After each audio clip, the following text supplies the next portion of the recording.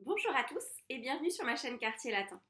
Aujourd'hui, on se retrouve pour parler d'une pièce de théâtre du XVIIIe siècle, Les Fausses Confidences de Marivaux, jouée pour la première fois en 1737. Alors il s'agit d'une comédie sentimentale, un genre un peu plus noble que la farce, où l'on retrouve des personnages bourgeois et qui traitent de sujets amoureux. Résumons l'intrigue simplement. Au premier acte, on apprend que Dorante, le personnage principal de cette pièce, un bourgeois qui vient de perdre beaucoup d'argent, est amoureux d'une certaine Araminte, une jeune bourgeoise, veuve, qui, elle, a beaucoup d'argent, plus de 50 000 livres de rente.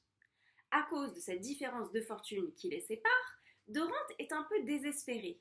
Il ne pense pas pouvoir séduire l'élu de son cœur.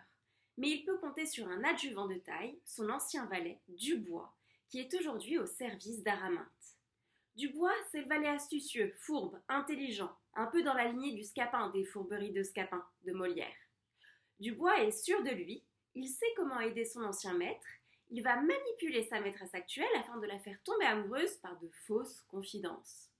On peut citer Dubois qui parle à Dorante, acte 1, scène 2. Un peu de confiance, vous réussirez, vous dis-je. Je m'en charge, je le veux, je l'ai mis là. Nous sommes convenus de toutes nos actions, toutes nos mesures sont prises. Je connais l'humeur de ma maîtresse, je sais votre mérite, je sais mes talents, je vous conduis, et on vous aimera tout raisonnable qu'on est. On vous épousera toute fière qu'on est, et on vous enrichira tout ruiné que vous êtes. Entendez-vous, fierté, raison et richesse, il faudra que tout se rende. Quand l'amour parle, il est le maître, et il parlera. Adieu, je vous quitte, j'entends quelqu'un, c'est peut-être Monsieur Rémy. Nous voilà embarqués, poursuivons. Il fait quelques pas et revient. À propos, tâchez que Marton prenne un peu de goût pour vous. L'amour et moi, nous ferons le reste. Marton, dont parle Dubois, c'est la suivante d'Araminte. Voyez-vous, Dubois a en tête de jouer sur la jalousie, en faisant en sorte que Dorante soit aimée de Marton, pour faire sentir la valeur de Dorante à Araminte. Cela tombe bien, car arrive Monsieur Rémy, l'oncle de Dorante, qui a en tête de marier son neveu Dorante à Marton, qui devrait hériter bientôt d'une vieille parente asthmatique, et serait donc un bon parti pour son neveu. Monsieur Rémy présente Marton à Dorante et laisse croire à Marton que Dorante est amoureux d'elle depuis quelque temps, qu'il l'admirait de loin. C'est une des premières fausses confidences de la pièce. Par ailleurs, Monsieur Rémy introduit Dorante dans la maison d'Araminte et propose son neveu comme intendant. Puis c'est au tour de Dubois de faire une fausse confidence à Araminte, acte 1, scène 14. Sous prétexte de vouloir avertir sa maîtresse contre Dorante, qu'Araminte vient donc d'embaucher comme nouvel intendant, Dubois va vanter les qualités de son ancien maître et susciter l'intérêt d'Araminte. Il commence par critiquer Dorante, on peut citer « c'est un démon que ce garçon-là » ou encore « il est timbré, mais timbré comme sang ». Puis, alors qu'Araminte l'interroge, vient l'éloge. Il n'y a point de plus brave homme dans toute la terre. Il a peut-être plus d'honneur à lui tout seul que 50 honnêtes gens ensemble. Oh, c'est une probité merveilleuse. Il n'a peut-être pas son pareil. En gros, son seul défaut, explique Dubois, c'est qu'il est fou d'amour pour vous, Araminte. Citons. Il vous adore. Il y a 6 mois qu'il n'en vit point, qu'il donnerait sa vie pour avoir le plaisir de vous contempler un instant. Vous avez dû voir qu'il a l'air enchanté quand il vous parle. Araminte est prise de compassion pour Dorante. Elle sent bien qu'elle doit renvoyer cet intendant qui n'est là que pour ses beaux yeux, mais elle n'ose pas, repousse l'échéance. Dubois lui parle aussi des prétendantes de Dorante, qu'une foule de jolies femmes espère épouser, et qu'il repousse afin de rester fidèle à son amour pour elle. Sans doute la vanité d'Araminte est-elle déjà aussi un peu flattée. Alors que penser de cette deuxième fausse confidence? Contrairement à celle de Monsieur Rémy au sujet de l'amour de Dorante pour Marton, ce n'est pas ici un mensonge, pas vraiment puisque Dorante est bel et bien amoureux d'Araminte. Cependant, cette confidence est fausse puisqu'elle est faite dans le but de manipuler Araminte. Cette confidence n'a rien d'authentique, et Dubois invente quelques détails, comme cette histoire de prétendante. Continuons. Il y a bien une troisième fausse confidence en jeu. Madame Argante, la mère d'Araminte, demande à Dorante, l'intendant de sa fille, de mentir à sa fille. Voyez-vous, elle voudrait qu'Araminte épouse le comte d'Orimont, avec lequel elle est en litige concernant des terres. Madame Argante voudrait que Dorante explique à Araminte qu'elle va perdre son procès et que le mieux est de s'entendre avec le comte et de consentir à l'épouser pour préserver son domaine. Cela est faux, mais Madame Argante a en tête les intérêts de sa fille. Voyez-vous, en épousant le comte, elle entrerait dans la noblesse. Alors évidemment, cette fausse confidence ne va pas se faire puisque Dorante n'a aucun intérêt à convaincre celle qu'il aime d'en épouser une autre, Mais vous commencez à voir le thème de la pièce. Tout le monde fait des fausses confidences, tout le monde a des stratagèmes. Le comte Dorimon lui-même promet 1000 écus à Marton si celle-ci convainc sa maîtresse de l'épouser. J'avance un peu dans la pièce, mais Dubois a fait naître la jalousie dans le cœur d'Araminte en exploitant le thème d'une intrigue amoureuse entre Dorante et Marton, notamment avec une histoire de tableau mystérieux qui était en fait un tableau peint par Dorante et représentant Araminte. Araminte, qui est donc maintenant amoureuse de Dorante, cherche à faire en sorte que celui-ci se déclare. C'est donc au tour d'Araminte de faire une fausse confidence à Dorante. Elle lui demande d'écrire pour elle une lettre au comte acceptant sa demande en mariage. Elle espère ainsi susciter la jalousie et le désespoir dans le cœur de Dorante. Celui-ci devrait alors en toute logique se jeter à ses pieds et se déclarer. Mais Dorante n'en fait rien, il se dit très malheureux mais garde le silence. Paraît alors Marton qui croit toujours que Dorante veut l'épouser et en fait part à Madame devant Dorante avant de sortir. Dorante explique alors à Araminte ce qu'elle sait déjà par Dubois. Il est amoureux d'Araminte et a laissé Marton croire les mensonges de Monsieur Rémy car il ne voulait pas se faire une ennemie dans la maison d'Araminte. Dorante se jette aux pieds d'Araminte, mais voilà que Marton réapparaît et les surprend dans cette position compromettante. Araminte, gênée, demande sèchement à Dorante de partir. Dubois vient donc à la rescousse à l'acte 3. Il a en tête un plan machiavélique. Puisqu'Araminte est amoureuse de Dorante, elle aussi, mais combat sa passion pour des raisons de bienséance, ayant peur d'aimer son intendant aux yeux du monde, eh bien il va la mettre au pied du mur. Il va faire croire qu'il a intercepté une lettre de Dorante qui écrit être sur le point de quitter les lieux car il ne supporte pas d'avoir offensé Araminte et que la situation n'est pas soutenable. Évidemment, Dubois va mettre tout le monde au courant de cette lettre afin qu'Araminte soit mise au pied du mur. Devant tout le monde, elle comprend qu'elle doit effectivement mettre fin au scandale et congédier cet intendant amoureux. Mais elle ne peut s'y résoudre. Son unique autre alternative est donc d'assumer son amour et de l'épouser, ce qu'elle choisit. Quant au comte, il est généreux, comprend sa défaite et renonce à son procès. Passons maintenant à l'analyse. Alors l'un des premiers points que je voulais aborder avec vous, c'est celui des différentes classes sociales. On voit dans la pièce, les différentes strates de la société sont représentées et tout l'enjeu pour les personnages, c'est de changer d'état, de gravir un échelon social. Dorante, le bourgeois désargenté, contraint à prendre un travail qui est en dessous de lui, souhaite devenir rentier en épousant Araminte. Et Madame Argante souhaiterait qu'Araminte quitte la bourgeoisie pour la noblesse. D'ailleurs, à travers le personnage de Madame Argante, Marivaux opère une satire de la bourgeoisie. Madame Argante représente les bourgeois qui cherchent à s'élever. Ils veulent à tout prix acquérir une particule, entrer dans la noblesse par un mariage. On peut citer Madame Argante à l'acte 1, scène 10. « Je serais charmée moi-même d'être la mère de Madame la comtesse d'Orimont. » Araminte ne sent pas le désagrément qu'il y a à n'être qu'une bourgeoise. Araminte, quant à elle, ne cherche pas à devenir comtesse à tout prix. Elle apparaît en cela plus modérée et cherche dans le mariage davantage une union sentimentale. Cependant, elle a des scrupules, comprend la position inférieure de Dorante et en souffre, combat ses craintes sociales. Dubois le lui fait d'ailleurs remarquer. On peut citer à l'acte 2, scène 12, lorsque Dubois parle de Dorante à Araminte, « Mais il n'est riche qu'en mérite, et ce n'est pas assez. » Alors dans cette pièce, comme dans le reste de son œuvre, Marivaux s'attache à questionner la pertinence des classes sociales. Dans l'île des esclaves, par exemple, maître et esclave se voyaient contraints d'échanger leur rôle. Dans le jeu de l'amour et du hasard, la jeune Sylvia, femme de la bourgeoisie, décide de se déguiser en sa femme de chambre Lisette afin d'observer en douce son futur époux Dorante, qu'elle n'a jamais vu et qui doit venir la rencontrer. Or Dorante a eu la même idée et s'est déguisée en son valet bourguignon. Dans cette pièce, Dorante et Sylvia tombent amoureux en croyant avec horreur tomber amoureux d'un domestique.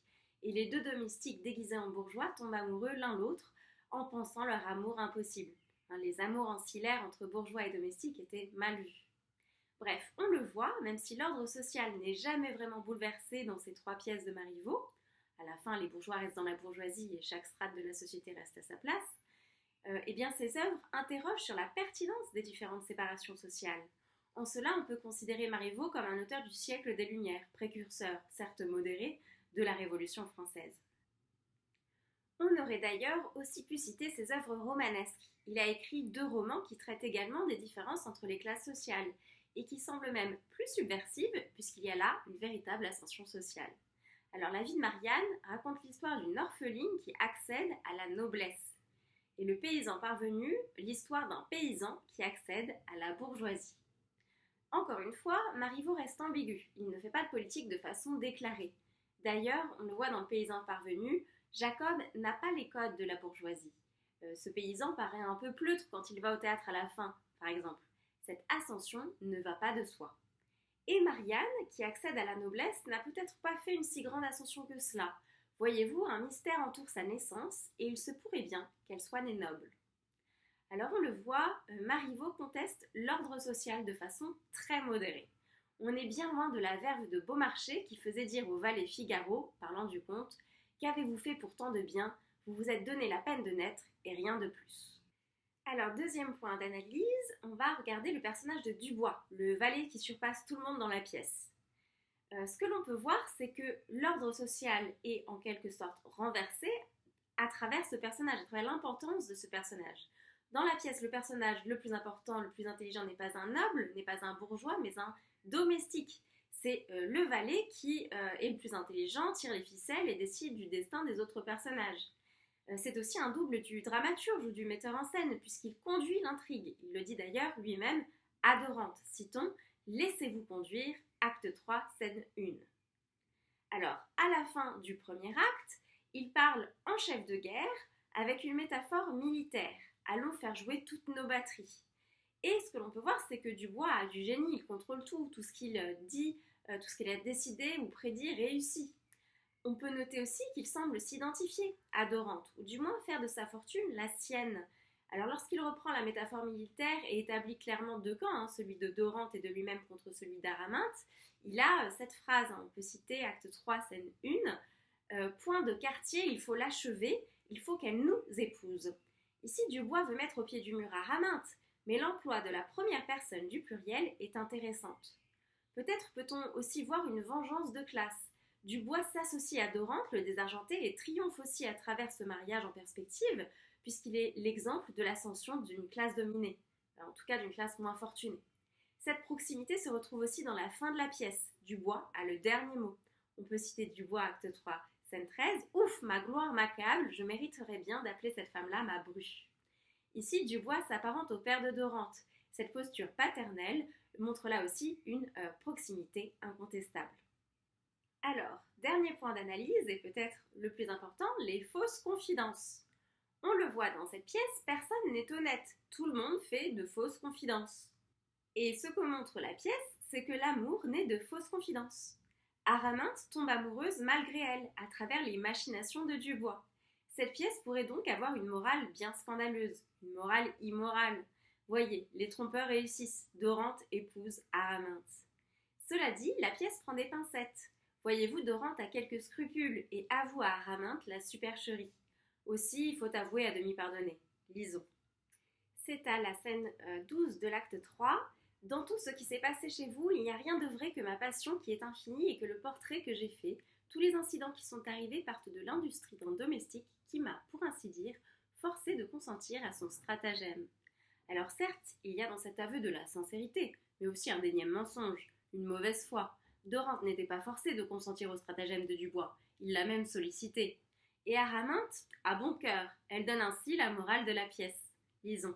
Après tout, puisque vous m'aimez véritablement, ce que vous avez fait pour gagner mon cœur n'est point blâmable. Il est permis à un amant de chercher les moyens de plaire, et on doit lui pardonner lorsqu'il a réussi.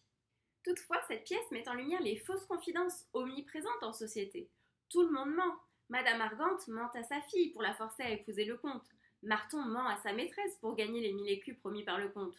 Dorante et Dubois mentent à Araminte pour la séduire. Plutôt, ils la manipulent avec une vérité arrangée et quelques inventions. Araminte elle-même ment à Dorante pour qu'il se déclare. Et si tout finit bien, le spectateur reste dans le doute. Au fond, est-ce bien les gentils qui l'emportent dans cette pièce? Est-ce que tout est bien qui finit bien? Dorante, l'amoureux transi, semble toutefois motivé par l'argent. Dorante, le désargenté, choisit une épouse très riche. Et d'ailleurs, on peut classer ces prospects selon leur valeur financière dans la pièce. Dorante refuse ainsi Marton et la perspective de l'héritage incertain de sa tante. Il refuse aussi un nouveau prospect que lui annonce Rémy à l'acte 2. Citons. Une dame de 35 ans qu'on dit jolie femme, estimable et de quelques distinctions, qui ne déclare pas son nom, qui dit que j'ai été son procureur, qui a 15 000 livres de rente pour le moins, ce qu'elle prouvera, qui a vu monsieur chez moi, qui lui a parlé, qui sait qu'il n'y a point de bien et qui offre de l'épouser sans délai. Et la personne qui est venue chez moi de sa part doit revenir tantôt pour savoir la réponse. Bon, certes, cette femme est suspecte, on dirait une invention de Dubois. Mais si l'on compare les femmes selon leur fortune, force est de constater que Dorante choisit de miser sur le meilleur parti, puisqu'Araminte a 50 000 livres de rente. Alors les gentils ont-ils vraiment gagné? Finalement, le comte était peut-être le seul parti vraiment désintéressé, puisqu'il déclare assez tôt dans la pièce qu'il est prêt à renoncer aux terres mises en procès. Et lorsqu'il comprend sa défaite lors de la dernière scène, il réitère qu'il renonce à tout procès et souhaite Araminte heureuse. Voilà pour cette vidéo sur les fausses confidences.